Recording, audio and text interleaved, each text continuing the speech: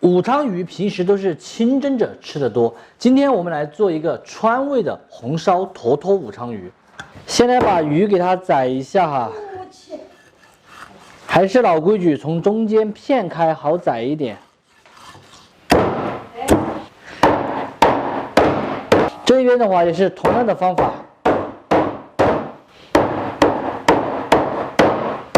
宰好的这个鱼再来清洗一次，来一点配上的姜葱、盐、鸡精、胡椒粉、花雕酒，码转的先腌制起来。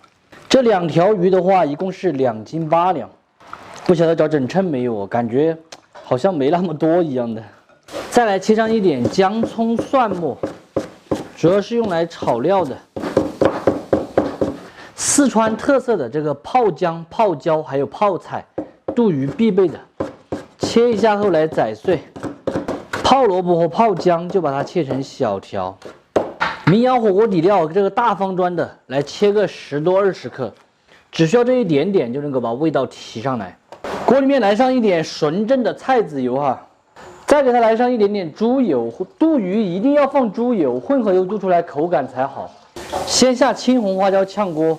然后是泡椒、泡姜，还有泡菜，2年陈酿的红油老豆瓣儿，再来下姜葱蒜末，名扬火锅底料。四川人渡鱼哈，离不开泡椒、泡姜、火锅底料、豆瓣儿这些，它煮出来口感就好。像你说这一个料，你哪怕煮上拖海嘛，它也香得不得了嘛。全部都炒香出味，并且颜色也出来了，加水。 四川人煮鱼必备的火锅底料，今天我就用的这一款名扬的450克的大方砖底料，它呢是一个手工全能型的底料。吃火锅你只需要加水烧开过后，就能够涮出火锅底儿一模一样的味道。像你平时炒菜、烧菜、壳焖、龙虾、鱼圈、黄鳝，尤其是像今天煮鱼的话，放上一点，整道菜的香味就会提升很多。这个火锅底料我知道你平时去超市里面买特别的贵，尤其是现在过年了，更加要涨价。 咱们呢，现在搞活动也是特别的划算。像我手里面拿的这样子，3包450克的大方砖哈，有微辣和特辣，可以自由的组合选择，总共只要59块8，相当于每一包20块钱都不到。喜欢的同款的朋友哈，点视频下方链接直接就购买。现在要过年了，这个东西呢家里是必备的。腌制好的鱼肉，里面给它来上一点红薯淀粉。 这样子主要是锁住鱼的水分，让它吃起来会更加的嫩。给它下入锅里面炖起，这个炖法呢叫做活炖，也叫软炖。还有一种方法就是过一下油再来炖哈，这样炖出来的话是更鲜更嫩。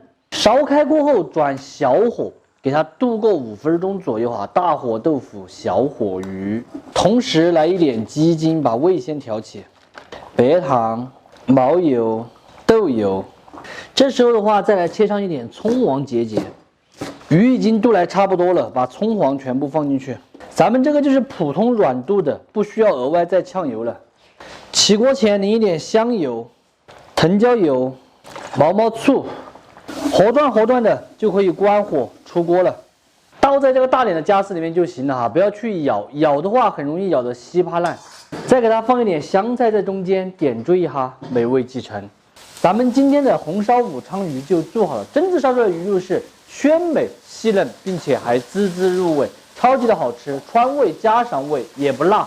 喜欢吃鱼的朋友可以收藏着。这个方法呢，可以烧草鱼，还可以烧花鲢等等哈。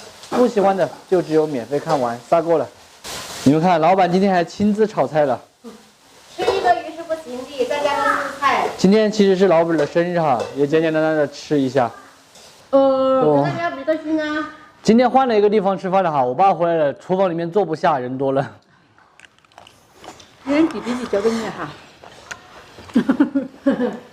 跟你聊这就交给你。英语去。哦。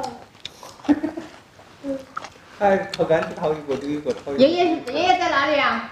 爷爷，哪个是爷爷？用手指一下，看哪个是爷爷。快吃鱼了味儿。 刚刚把那个没干。哪个包都包不到。哪个都包不到。你包得到。我自己屋里包得到。哎呀，看到那狗狗后来那还跑。好嫩了啊，还没开始吃。好嫩。